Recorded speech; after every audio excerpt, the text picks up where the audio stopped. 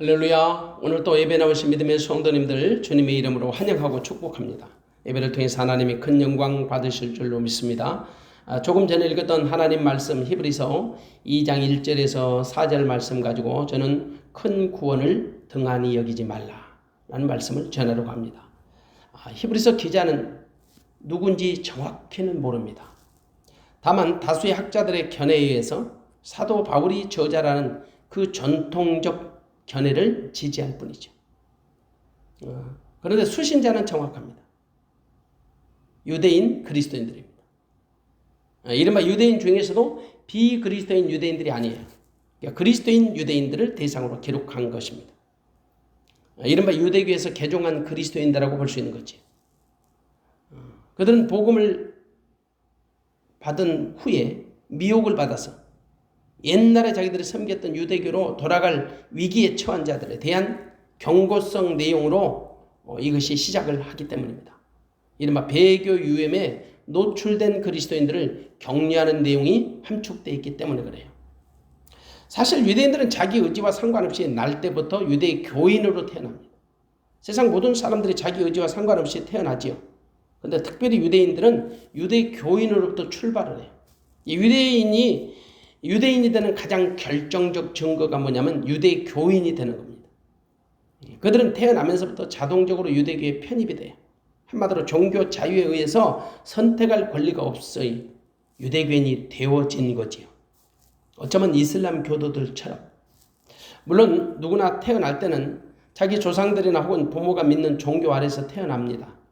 그러다가 자기 인식이 가능해질 때 자신이 최종적으로 종교를 선택할 수 있는 기회가 주어지죠. 그런데 유대교는 정말 어려워요. 물론 더 어려운 집단이 있어요. 이슬람 교도들입니다. 그들은 다른 종교로 개종하려면 자기 생명을 내어놔야 합니다. 자식이 개종하면 부모가 자식을 합법적으로 죽여도 크게 문제시 되지 않습니다. 그만큼 개종이 어렵고 힘든 거죠. 그런데 유대교도 만만치 않아요. 유대교는 사실 유대인들에 의해서 만들어진 유대인들을 위한 민족 종교에 가까운 거죠. 그래서 그들은 태어나면서부터 자동적으로 유대 교인으로 태어나는 거예요. 그리고 그들은 유대교의 전통과 문화 속에서 유대 교인으로 양육을 받고 훈련되어지는 겁니다. 그래서 지금도 유대인들의 개종은 정말 어려운 일이에요. 무엇보다도 대부분의 유대교인들은 그리스도인들을 증오의 대상으로 여깁니다. 그래서 기독교의 개종은 더욱 힘들어요. 하지만 1세기 초기 기독교가 시작될 무렵 상당수의 유대인들이 복음을 받아들였습니다. 그리스도인들이 된 거죠. 결국 유대교에서 개종한 사람들인 거예요. 유대교도 기독교처럼 유일신 하나님을 믿습니다. 그래서 모르는 사람들은 유대교와 기독교가 비슷한 종교라고 생각은 해요. 근데 사실 정말 다른 종교예요. 차원이 달라요. 기독교는 하나님의 아들 예수 그리스도를 통하여 세워진 종교입니다. 근데 유대교는 철저히 예수님을 부정하는 종교죠. 유대교는 예수를 하나님의 아들로 인정하지도 않고요. 이단화로 규정합니다. 그래서 유대교에서 개종한 초기 그리스도인들이 정말 많은 어려움을 겪어야 했죠. 무엇보다도 1세기 후반은 그리스도인의 핍박이 극에 달했어요. 그 중에서도 유대교에서 개종한 그리스도인의 핍박은 안팎으로 엄청났습니다. 유대교로부터 개종했던 그 그리스도인은 자기 동족, 유대 공동체로부터 핍박을 당했고요. 또 로마 제국으로부터 핍박을 받아야 했습니다. 그들 중에 일부는 육체적인 고통은 말할 것도 없고요. 집과 재산까지 약탈을 당한 그런 핍박을 받아야 했습니다. 그러니 버티기가 너무너무 힘들었던 거지. 그래서 일부는 다시 유대교로 돌아가는 일이 벌어집니다. 그리고 자신들의 그 정체성의 혼란을 가져온 사람들의 신앙이 흔들리게 되는 거지. 그래서 히브리서 기자는 위기에 처한 히브리인들의 신앙을 견고하게 세워주고 위로하는 차원에서 히브리서를 기록한 거야. 무엇보다도 히브리서 기자는 독자들에게 오직 예수 그리스도의 소망을 잃지 말고 견고히 붙들라는 겁니다. 그러기 위해서 먼저 예수를 깊이 생각하라는 겁니다. 히브리서 3장 1절에 보니까 그러므로 함께 하늘의 부르심을 입은 거룩한 형제들아 우리의 믿는 도리의 사도시며 대제사장인 예수를 깊이 생각하라. 예수를 깊이 생각하라. 그리고 예수를 바라봐야 합니다. 히브리서 12장 2절에 보니까 믿음의 주여 온전케 하신 예수를 바라보자. 예수를 깊이 묵상하고 생각하고 예수를 바라보는 것입니다. 오직 예수 그리스도가 우리 믿음의 전부이기 때문이에요. 사실 여러분 복음이 견고하면 믿음이 흔들리지 않죠. 그러나 유대교에서 개종한 그리스도인들은 신앙의 깊이가 일천합니다. 얇아요. 얕아요. 신앙이 확고하지도 않은 사람들이 많았죠. 그러다 보니까 다시 유대교로 돌아가는 그 회귀 운동이 강한 유혹을 받았던 거죠. 그들이 흔들리는 이유는 여러 가지죠. 근데 그 중에 하나가 바로 이런 겁니다. 유대교는 눈에 보이는 종교적 어떤 상징이나 의식들이 꽤 많아요. 뭐 다른 종교도 마찬가지죠. 그러나 기독교는 그런 것들을 그리 중요하게 보지 않습니다. 그래서 그들의 눈으로 볼 때 기독교는 어쩌면 밋밋한 종교처럼 보였을 수도 있어요. 하지만 유대교의 제사제도는 그들의 어떤 종교적인 매력을 주기에 충분했던 거지. 무엇보다도 나면서부터 유대교에 몸을 담고 양육받고 훈련되어진 유대인 그리스도인들 입장에서 보면 충분히 종교적인 갈등, 혼란을 초래할 수 있는 이유가 되는 거죠.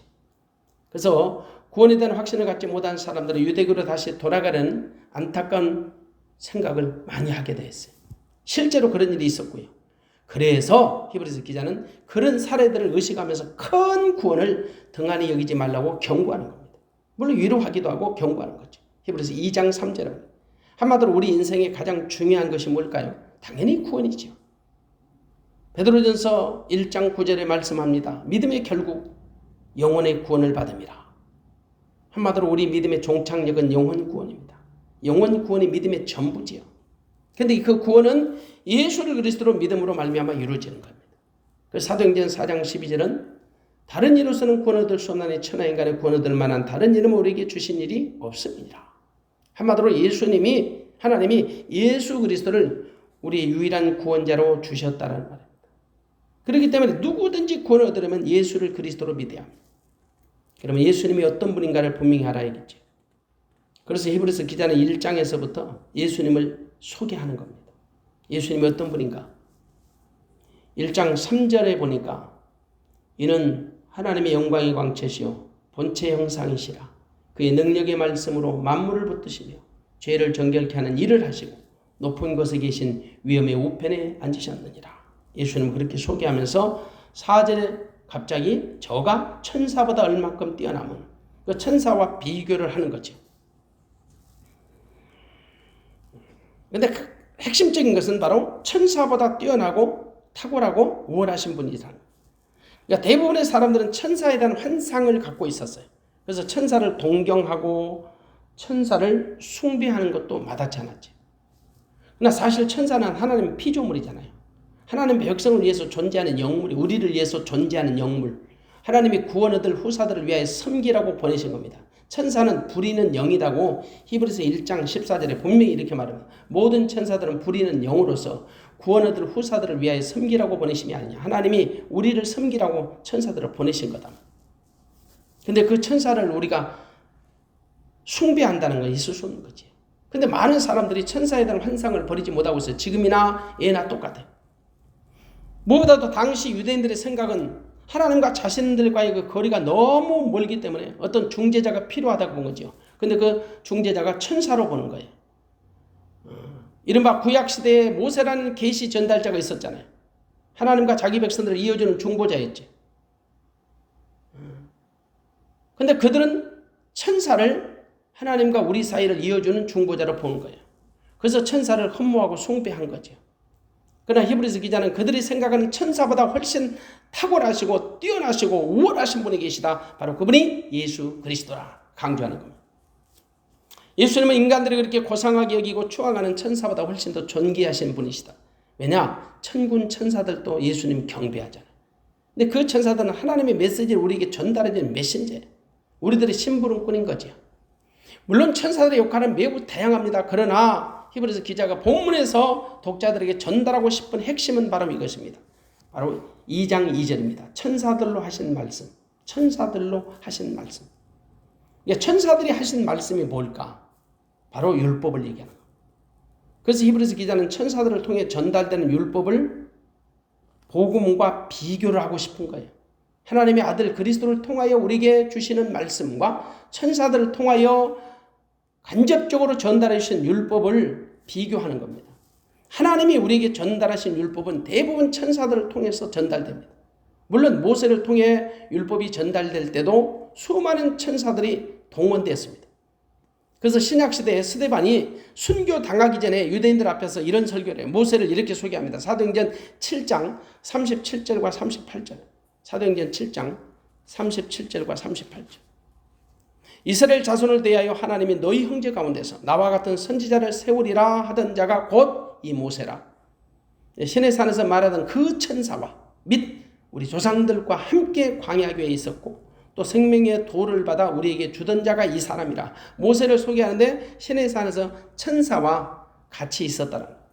모세가 시내산에서 하나님으로부터 율법 받을 때 천사가 같이 곁에 있었다라고 말하고 있습니다. 그래서 스데반은 그 율법을 천사가 전한 율법이라고 직접적으로 표현합니다. 사도행전 7장 53절에 보니까 사도행전 7장 53절 너희가 천사에 전한 율법 천사가 전해준 율법을 받고도 지키지 아니하였도다 하니라. 너희가 천사가 전해준 율법 그것도 지키지 않았다는 그렇게 책망하는 거예요. 그러니까 스데반도 천사를 율법을 전달하는 계시자로 본 거죠. 때문에 천사가 전한 말씀은 율법을 얘기하는 거예요. 의미하는 거죠. 그것은 사도 바울도 동일한 생각을 가졌습니다. 갈라디아서 3장 19절에 보면 갈라디아서 3장 19절 그는 율법은 무엇이냐? 율법이 뭐냐? 범법함을 인하여 더한 것이라. 천사들로 말미암아 중보의 손을 빌어 베푸신 것인데 약속하신 자손이 오시기까지 있을 것이라. 율법이 뭐냐? 범법함을 인하여 더한 것이라. 근데 그것이 천사들로 말미암아 중보자의 손을 빌어서 우리 가운데 오는 것이다. 근데 언제까지만? 약속하신 자손 예수 그리스도가 오시기까지만 가능하다. 그게 예수님이 오시기까지만 우리를 예수님께 인도하는 몽학 선생 역할을 하는 거죠. 천사들로 말미암아 율법이 우리에게 왔다라고 소개하고 있어요. 그래서 히브리서 기자가 2절에서 천사들로 하신 말씀이라고 표현하는 것은 율법이 천사들을 통해 우리에게 전달되었다는. 다시 말하면 하나님이 천사들을 통해서 우리에게 율법을 전달하셨다는 말이 되는 거지. 물론 예수 그리스도가 육신을 입고 우리 가운데 오시기 전까지는 하나님이 옛적 선지자들을 통해서 다양한 방법으로 말씀을 하셨습니다. 여러 모양으로 1장 1절에 보면 옛적의 선지자들로 여러 부분과 여러 모양으로 우리 조상들에게 말씀하신 하나님. 예수님이 오시기 전에는 옛적의 선지자들로 여러 부분과 여러 모양으로 우리 조상들에게 말씀하셨단 말이에요. 그 다양한 방법은 바로 꿈이나 환상, 어떤 자연계시, 기적, 어떤 종교적인 기법으로 볼 때는 우림과 둠민법을 사용하셨죠. 그런데 가장 일반적인 방법은 천사의 출현을 통해서 전달하시고 천사를 동원하셔서 전달하시고 그래서 유대인들은 천사를 자기들을 하나님께 연결시키는 계시의 전달자로 본 거예요. 그러나 이제는 더 이상 계시의 전달자로서 천사가 동원될 필요가 있다 없다? 없습니다. 왜냐? 하나님이 이 모든 날 마지막에 당신의 아들로 우리에게 직접 말씀하시기 때문입니다. 히브리서 1장 2절입니다. 이 모든 날 마지막에 아들로 우리에게 말씀하셨으니 아들로 우리에게 말씀하신 이 아들을 만유의 후사로 세우시고 또 저로 말미암아 모든 세계를 지으셨느니라. 이 아들을 통해서 당신의 계시를 직접 전달하신다. 이 모든 날 마지막이 언제입니까? 메시아의 시대를 얘기하는 거죠. 이른바 1장 1절에 나오는 옛적이라는 날과 비교되는 날이에요. 이것을 좀 더 쉽게 풀어 설명하면 옛적에는 예수님이 오시기 전에 구약 시대를 말하고 모든 날의 마지막은 예수님이 오신 이 땅에 오신 이후의 신약 시대를 말하는 거예요. 이제는 주님이 친히 우리에게 하나님의 뜻을 전달하신다. 하나님은 당신의 품속에 있는 독생자를 우리 가운데 보내셔서 당신의 뜻을 전달케 하셨습니다. 요한복음 1장 18절에 보니까 하나님은 아들이라는 특성을 지닌 존재를 통해서 그 존재 안에서 우리에게 직접 말씀하신다는 겁니다. 이른바 주님이 내 안에 나를 성전 삼고 오심으로 말미암아 성전의 머리 대신 주님이 주는 마음과 생각으로 살게 하신다는 거지요. 이른바 새 언약의 방식입니다. 근데 그런데도 불구하고 당시 상당수의 사람들이 천사들로 하신 말씀을 붙들고 사는 것이 어쩌면 안전하다고 생각을 했습니다. 이른바 천사를 여전히 계시의 전달자로 생각했고요. 숭배하는 것이었습니다. 그래서 초대교회는 천사를 숭배하는 이단들이 참 많았어요. 이른바 율법으로 다시 돌아가는 운동이죠. 사람들이 많았던 거죠. 그런 예는 초대교회에 얼마든지 우리가 볼 수 있습니다. 대표적으로 갈라디아 교회 보십시오. 바울은 갈라디아 교회를 향해서 3장 3절에 이렇게 말해요. 너희가 이같이 어리석으냐. 성령으로 시작하였다가 이제는 육체로 마치겠냐고 책망하죠. 다시 말합니다. 복음으로 시작했다가 왜 율법으로 마치려는 거예요. 상당수 갈라디아 교인들이 복음으로 믿음 생활을 시작합니다. 근데 다시 율법으로 다시 돌아가 버려요. 그래서 바울 사도는 그들을 엄중히 문책하는 거지. 갈라디아 4장 9절에 보면 이제는 너희가 하나님을 알 뿐더러 하나님의 아신 바 되었거늘 어찌하여 다시 약하고 천한 초등함으로 돌아가서 다시 저에게 종노릇 하려느냐. 그렇게 책망을 해요. 근데 갈라디아 교회는 복음으로 하나님을 알았습니다. 하나님도 그들을 아신 바 되었습니다. 그들은 그런데 다시 율법으로 돌아가 버린 거예요. 얼마든지 가능해요. 지금도 가능해요. 마치 베드로후서 2장 22절의 말씀처럼 개가 토한 것에 돌아가고 돼지가 씻었다가 더러운 구덩이에 도로 누워버리는 것처럼 말이죠. 그래서 히브리서 기자는 유대 그리스도인들을 향하여 당신들이 들었던 모든 것을 더욱 간절히 삼가하라는 권면하는 거지.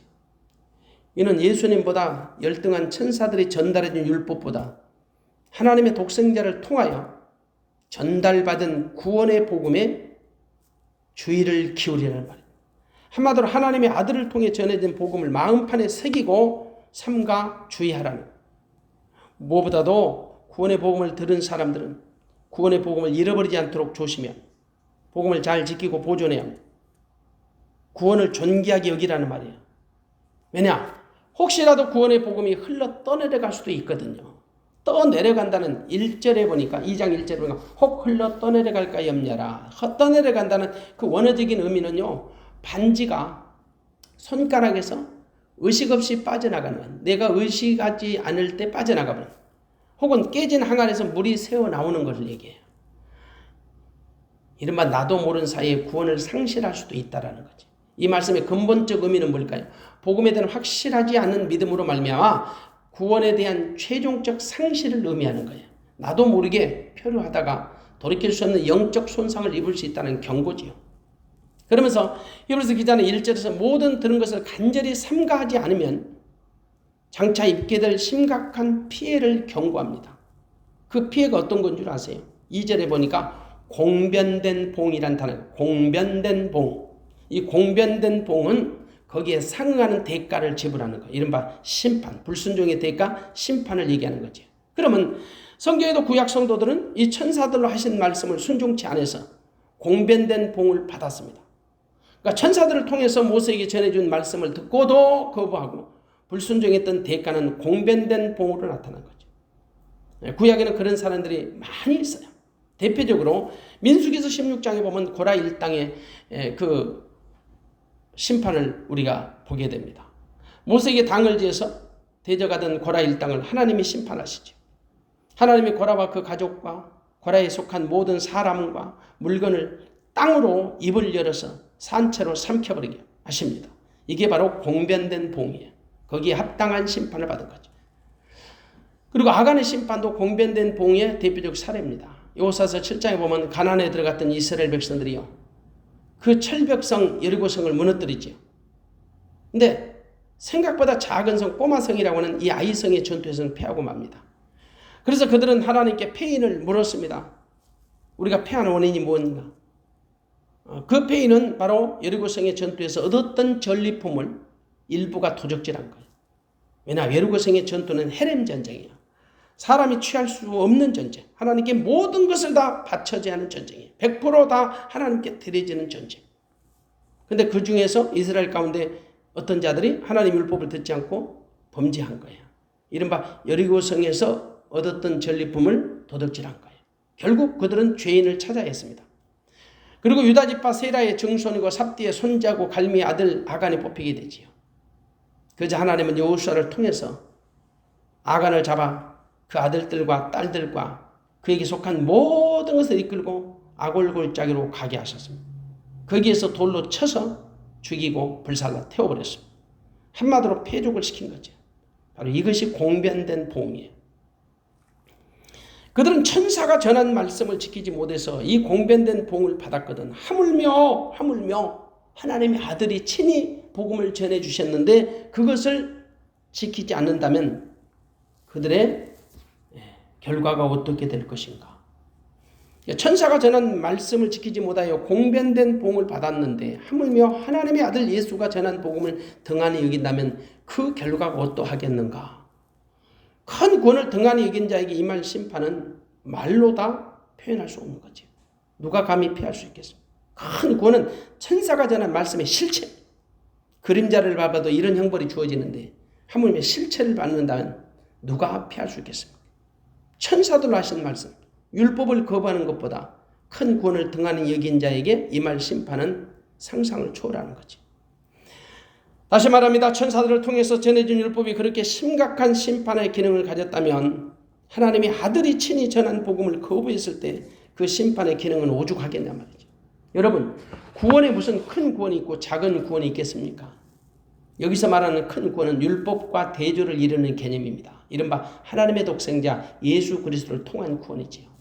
천사들로 하신 말씀과 비교되는 개념이라는 거예요.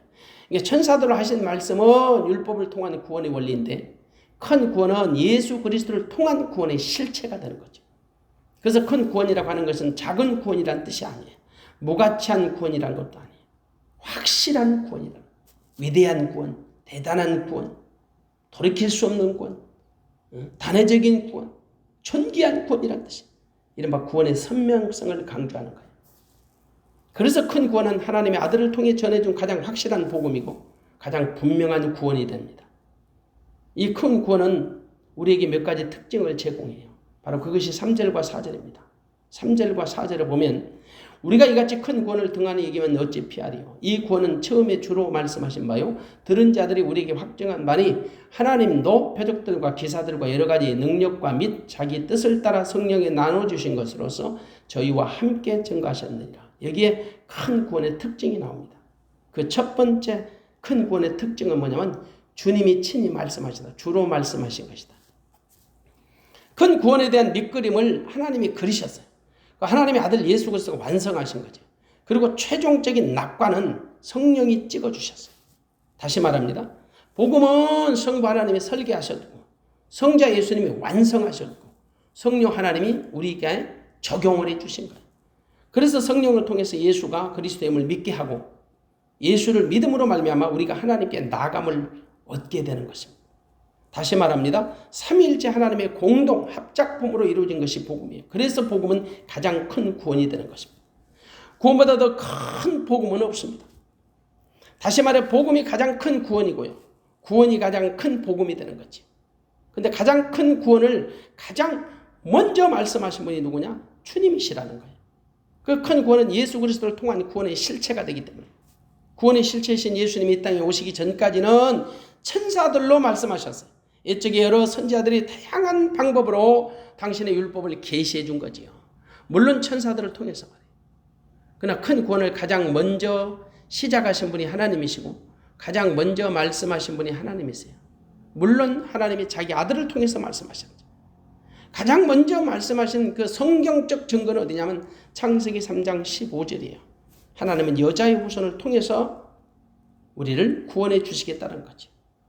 다만 예수님이 오시기 전까지는 그 복음을 효과적으로 전할 수가 없었습니다. 그래서 천사들을 통한 계시의 방법을 하나님이 동원해 주신 거지요. 그것이 바로 율법의 방식이었던 거예요. 그러나 지금은 아니에요. 2000년 전에 하나님의 아들 예수 그리스도가 우리 가운데 친히 오셨습니다. 그분은 자신이 하나님의 아들이신 것을 공포하셨습니다. 자신이 친히 그리스도이시요 살아계신 하나님의 아들이심을 증거하셨고요. 증명해내신 겁니다. 이쪽에 천사들을 통해 전해준 말씀을 당신이 직접 성취하신 거죠. 그러므로 이제는 더 이상 우리가 천사의 전하는 말을 듣고 믿는 시대가 아닙니다. 하나님의 아들 예수 그리스도 우리에게 직접 보이시고 직접 전하신 복음의 말씀을 통하여 큰 구원을 이룬 사람. 이것은 가장 분명하고 가장 확실하고 가장 선명한 구원인 것입니다. 그래서 큰 구원이 되는 것입니다. 그래서 이 구원은 천사들로 하신 말씀보다 훨씬 더 선명한 구원, 큰 구원이 되는 거죠. 그런데 이 구원을 주님이 직접 친히 말씀하셨다. 여러분 하나님 말씀 완전합니다. 살아있고 운동력이 있지요. 사람의 말은 완전하지 못하도 하나님 말씀은 완전하고 확실합니다. 큰 구원이 처음부터 주로 말씀하시기 때문에 가장 안전한 구원이고 가장 분명한 구원이라는 거예요. 한마디로 큰 구원이 주로 말씀하셨다는 것은 구원의 시작도 하나님, 구원의 성취도 하나님, 구원의 완성도 하나님이시라는 거예요. 이른바 구원은 하나님께서 그리스도를 통하여 이루시는 거지요. 이는 구원이 하나님께로 남을 의미하는 것. 때문에 우리는 예수 그리스도 외에는 구원받을 만한 다른 이름을 우리에게 주신 적이 없다는 사실을 결코 잊지 말아요. 그리고 큰 구원에 또 다른 특징이 있습니다. 들은 자들이 우리에게 확증한 것이다. 여기서 들은 자들은 당시 예수님으로부터 직접 전달받은 복음을 전해들은 사도들을 의미합니다. 그 사도들은 당시 예수님으로부터 직접 복음을 전달받은 자들이지요. 그들이 전하는 복음으로 말미암아 히브리 교인들이 복음을 들었습니다. 그들이 전하는 복음에는 확신이 있었지요. 그들이 전하는 복음으로 말미암아 그들은 큰 확신을 갖게 된 거예요. 여러분, 복음에는 분명한 확증이 필요합니다. 그 확증은 어떤 것인가? 오늘 4절의 표적들과 기사들과 여러 가지 능력으로 나타납니다. 구원에 대한 확신이 없는 사람들은요, 확증도 없어요. 그러나 구원에 대한 분명한 확신을 가진 사람들은요, 분명한 확증이 있다고요. 이른바 구원의 증거가 있다는 말이에요. 그래서 여러분, 구원을 받은 사람들에게는 나름대로 간증거리들이 있어요. 남들이 보기에는 거창한 간증거리 같이 안 보일지 몰라도 나름대로는 자기만의 간증거리, 신앙을 담보할 만한 분명한 구원의 증거가 있다는 거죠. 당연히 히브리 그리스도인들도 그것을 들었고 보았습니다. 그래서 히브리 기자가 모든 들은 것을 간절히 삼가하라고 1절에서 당부하는 겁니다. 그들이 들은 것은 주로 말씀하신 말을 들은 자들이 전한 거지요. 사도들로부터 들은 거죠. 그러니까 히브리서 기자는 그들이 들은 것이 큰 구원에 대한 확실한 복음이라는 것을 밝혀줍니다. 그래서 삼가하라 그렇게 당부하고 흘러 떠내려갈까 염려하는 거예요. 흘려 떠내려간다. 왜? 그것이 복음이기 때문에. 분명한 복음이기 때문에. 유일한 복음이기 때문에. 거기는 자기 자신도 포함합니다. 히브리서 기자도 복음으로 큰 구원을 받았다는 거죠. 그래서 1절에 보니까 우리라는 1인칭 복수를 쓰는 거예요. 때문에 사도들이 전한 복음이 가장 확실한 복음이 큰 구원의 기쁜 소식이라는 거죠. 사실 주의 사도들이 전한 복음으로 지금 우리들에게까지 복음의 승계가 이루어진 거지요. 그리고 또한 큰 구원의 또 다른 특징이 있다면 우리는 4절에서 발견할 수 있습니다. 큰 구원은 하나님이 우리와 함께 하신다는 증거입니다. 복음은 사람의 말로 전하는 것이 아니에요. 하나님이 우리 안에서 우리로 하여금 복음을 전하게 하시는 거지. 물론 성령을 통해서 하십니다. 본문 4절에서 말씀하죠. 성령에 나눠주신 것으로서 저희와 함께 증거하신 성령에 나눠주신 것으로서 성령이 각자에게 나눠주신 분량대로 우리 영으로 더불어서 하나님을 아버지라고 부르게 하신다는 거지. 우리 안에 오신 성령께서 내 영으로 더불어서 하나님을 아버지라고 부르게 하시는 거지. 하나님이 증거하시는 복음은 가장 완전하고 가장 정확하고 가장 큰 구원이 됩니다. 그래서 큰 구원은 가장 확실한 구원이라고 감히 말씀드리는 거예요. 하나님은요, 당신의 생명 가진 사람들 절대 홀로 내버려두지 않습니다. 항상 우리 안에 우리와 함께 하셨어요. 하나님이 우리와 함께 하신다는 증거가 뭐죠?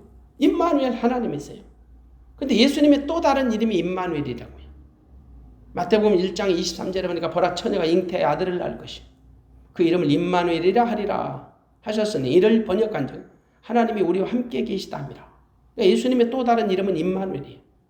그러니까 예수님이 우리 안에 나와 임마누엘로 함께 계세요. 예수님 안에 아버지 하나님이 계세요. 고로 내 안에 예수님이 계시다. 성령을 통해서 깨달아서 성령이 계시다. 예수 안에 계신 하나님이 계시다. 성부, 성자, 성령, 삼위 되신 하나님이 나와 함께 계시다는 겁니다. 그래서 요한일서 5장 12절은 말씀하죠. 아들이 있는 자에게는 생명이 있고 하나님의 아들이 없는 자에게는 생명이 없다. 그래서 우리에게 큰 구원을 주신 하나님이 우리 안에서 우리와 함께 큰 구원을 증거하는 일에 동참케 하신다. 함께 하신다는 겁니다. 큰 구원은 하나님의 일이에요. 하나님이 나에게 큰 구원을 이루셨고 나로 하여금 큰 구원을 이루는 동역자로 삼아 주신 겁니다. 물론 방법은 다양해요. 오늘 4절에 보니까 표적들, 기사들, 여러 가지 능력으로 됩니다. 이런 모든 것들이 다 큰 구원을 증거하는 도구가 되지요. 큰 구원을 확신하지 못하는 자들에게 하나님은 다양한 방법으로 확신을 주신다는 거죠. 이른바 표적을 통해서, 때로는 기사와 이적을 통해서. 때로는 각종 다양한 능력을 통해서 확신을 주시는 겁니다. 그런데요, 이런 모든 것들이 반드시 성령과 일치 연합이 됩니다. 성령과 하나가 돼야 합니다. 반드시 하나님은 성령의 나타남으로만 일하십니다. 하나님은 성령을 통해서 자기 뜻을 나타내시는 겁니다. 그래서 본문에 나오는 표적들, 기사들, 여러 가지 능력들, 이제 큰 구원을 증가하는 하나님의 도구인 거죠. 이제 그런 것들이 성령 안에서 나타나야 합니다. 성령과 일치가 돼야, 연합이 돼야, 하나가 돼야 하는 겁니다. 그래야 구원의 결정적 증거가 되는 겁니다. 만일 표적이나 기사, 능력이 성령과 연합하지 않으면, 성령이 나타나지 않으면 아무것도 아니에요. 왜냐하면 이방인의 종교에서도 그 다양한 형태의 표적도 나타나고 기사나 능력이 나타나거든요. 그래서 반드시 그런 모든 것들이 성령과 연합해서 성령의 나타남으로 드러나야 하는 것이에요. 그것이 큰 구원을 이루는 결정적 증거가 되는 거죠. 그런데 상당수의 사람들이 그런 것들을 성령과 연합하지 않은 채 사용하려고 합니다. 어떤 기교나 재주로, 어떤 자기만의 은사로만 사용하려고 합니다. 결국 자신들의 배를 채우는 수단으로 삼는 거죠. 하나님이 그런 것을 주신 이유가 어떤 것일까요? 큰 구원을 증거하라는 것입니다. 그 증거하는 통로로 그런 걸 주신 겁니다. 다만 표적이나 기사, 능력 비슷한 것처럼 보이죠. 약간씩은 차이가 있습니다. 이른바 표적은 단순한 기적만 나타낸 것이 아닙니다. 기적 속에 담겨있는 하나님의 의도를 드러내주는 데 목적을 삼습니다. 우리가 여기서 기억할 것은 하나님은 아주 다양한 방법으로 하나님이 말씀하신 큰 구원을 이루어 가신다는 겁니다. 그러나 하나님의 궁극적인 목적은 오직 하나이죠. 큰 구원을 이루시는 겁니다. 모든 만민이 하나님의 큰 구원의 혜택을 받게 하시는 거죠. 한 사람도 빠짐없이 하나님이 준비하신 큰 구원을 등한히 여기지 말고 반드시 참여하는 복을 받아야 할 줄로 믿습니다. 물론 본문에서 당부하는 것처럼 이미 큰 구원을 받은 자라면 흘러 떠내려갈까 조심해야 합니다. 염려해야 합니다. 이미 받은 큰 구원을 등한히 여기는 어리석은 자가 되어서는 안 됩니다. 여러분, 등한히 여긴다는 게 뭘까? 등한히. 가볍게 여기는 거예요. 무가치하게. 무시하는 거죠. 소홀히 여기는 거예요. 전체적으로 보면 등한히 여기는 것은 제멋대로 생각하고 제멋대로 말하고 제멋대로 행동하는 거예요. 하나님의 그 큰 구원을 제멋대로 생각하고 제멋대로 말하고 제멋대로 행동한다면 감히 그 화를 어떻게 견딜 수 있겠는가? 오늘 본문은 유대인 그리스도인들을 대상으로 권면하는 내용입니다. 그렇지만 오늘날 우리 시대에 모든 그리스도인들이 반드시 새겨들어야 할 말씀입니다. 우리 중에 어떤 자도 하나님의 큰 구원을 등한히 여기는 어리석고 미련한 자가 없으시기를 주님의 이름으로 당부합니다. 우리는 하나님이 주신 그 구원을, 큰 구원을 날마다 감사하고 또 인식하고 정말 영원한 하나님 나라에 들어가는 그 순간까지 이 땅에서 큰 구원을 잘 누리고 그 복음의 큰 선물을 가지고 하나님의 나라에 들어가는 믿음의 성도가 되어야 할 줄로 믿습니다. 큰 구원을 결코 등한히 하여 하나님으로부터 화를 자초하는 어리석고 미련한 성도 한 사람도 없기를 주님의 이름으로 축원합니다. 기도하겠습니다.